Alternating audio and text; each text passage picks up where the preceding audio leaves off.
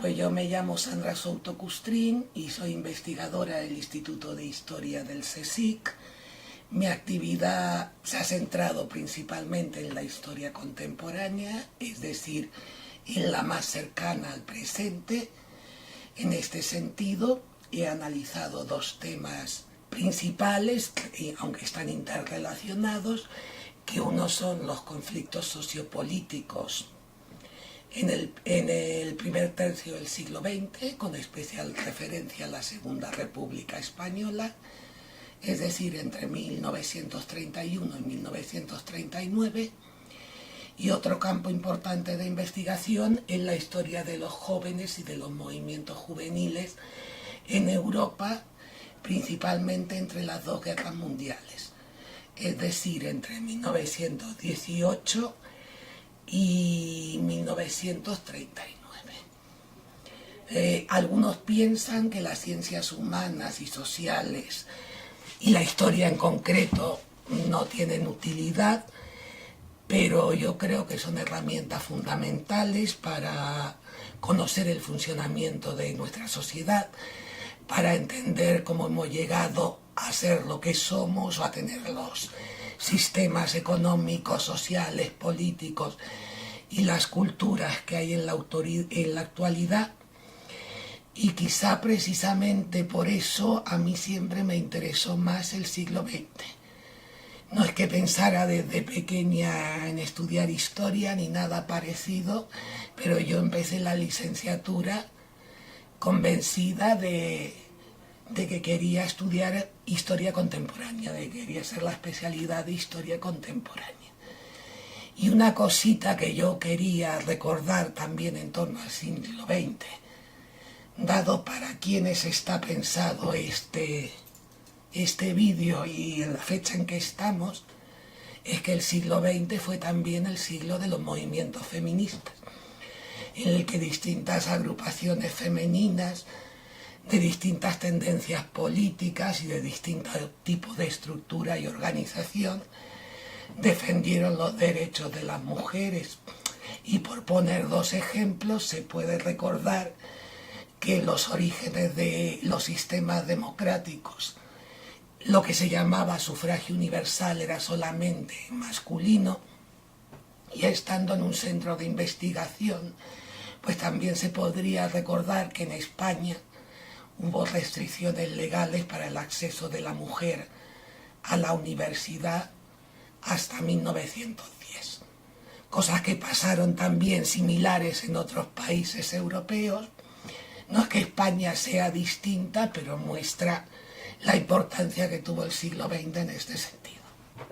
Acabas tomando ciertas decisiones en la vida y haciendo ciertas opciones, y una decisión y una opción te lleva a otra. Si tengo que hablar de historia, probablemente lo que más me guste es la consulta de archivos. No sé, es como si se tuviera una sensación especial al estar viendo, tocando un documento, un periódico, un libro de hace 70 años, oyendo una grabación desde que la subo, o viendo fotos de los años 20 o de los años 30 y de los personajes que estás leyendo, pero así por un motivo especial no te podría decir, creo yo. Pues si tuviera que decir un solo nombre, probablemente diría el del que fuera uno de mis directores de tesis, Julio Aróstegui Sánchez, que fue catedrático en la Universidad Complutense de Madrid, pues porque fue, digamos, el primer historiador importante, o sea, de renombre y de prestigio que conocí, que me dio clases, pero también porque fue uno de los mejores profesores que tuvo. Además, aunque ya ha pasado muchísimo tiempo, casi 25 años de que me dio clase, sigo convencida de que muchas, digamos, ¿cómo decirlo?, de las bases que él consideraba que eran imprescindibles en la investigación histórica son importantes. Por ejemplo, en la relación con otras ciencias que estudian la sociedad, la comparación con otros países, que en el caso español nos está mostrando que no fuimos tan diferentes a otros países europeos de nuestro entorno, ni en lo bueno ni en lo malo, o su casi obsesión en hacer una historia lo más científica posible. O sea, todos sabemos que en el campo de las humanidades todos tenemos, digamos, nuestras propias ideas, nuestras propias experiencias, pero sí que hay métodos y formas de limitar la subjetividad. Igual en historia no se puede decir nunca que hay una verdad, como definirla, totalmente definitiva, pero lo que hay siempre son verdades que se ajustan con los conocimientos que tenemos en cada momento del pasado. Y eso, en todos estos temas, Julio insistía mucho y yo sigo haciéndolo. Y no sé, si tuviera que pensar otra cuestión más general, probablemente estaría en mis orígenes familiares, que como muestran mis apellidos son de variadas nacionalidades y países, y digamos que tienen su origen en lo que fue la llamada diáspora europea del siglo XX, cuando sobre todo en la primera mitad del siglo XX, hubo mucha gente que abandonó Europa por motivos económicos o por motivos políticos, y quizá eso también me influyó en querer estudiar historia. Claro, la historia nunca se repite, pero probablemente ahora podemos ver que en vez de una diáspora europea hacia otros países, estamos viviendo una diáspora de personas de otros países hacia Europa. O, por ejemplo, cambiando totalmente de tema, en cuanto a la historia de los movimientos juveniles, es significativo ver que ya en los años 20 y 30 del siglo XX había una gran preocupación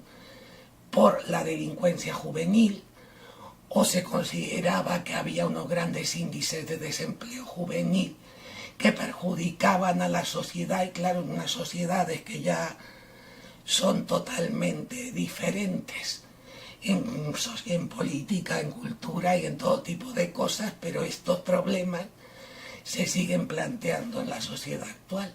Entonces, en cierta forma, igual la historia puede ayudar también a mejorar la realidad actual o intentar, no sé, evitar los errores del pasado. Es que es muy difícil, según está la situación actual y los recortes, animar a nadie a ser científico. Pero vamos, yo creo que teniendo en cuenta que si lo que se quiere es animar a las jóvenes, hay que empezar por decir que digamos que no hay ninguna carrera o profesión que sea privativa de los hombres ni de las mujeres, que digamos no hay capacidades especiales que hagan a un tipo de investigación prioritaria para los hombres y en que las mujeres no estén capacitadas, sino cada uno en función de lo que le guste puede dedicarse a lo que quiera dentro de las posibilidades que permita la sociedad, etcétera. Pero ahí yo creo que es muy importante la vocación del que te guste investigar, y en el caso de la historia a mí me parece muy, muy importante elegir un tema de investigación que te atraiga. Porque estar 4 años, por ejemplo, haciendo una tesis doctoral, si el tema, digamos, no te apasiona, puede ser muy duro. Y luego, bueno, también me imagino que desde fuera de nuestro mundo, digamos, académico, quizás se pueda considerar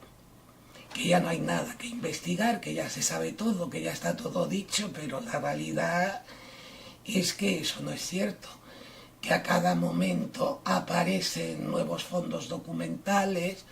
o se encuentra, hoy hay muchos temas que no están investigados, se descubre otros archivos, se consigue acceder con las nuevas tecnologías a otras fuentes y que pueden cambiar nuestra percepción de la historia, es decir, que todavía quedan muchos campos por investigar.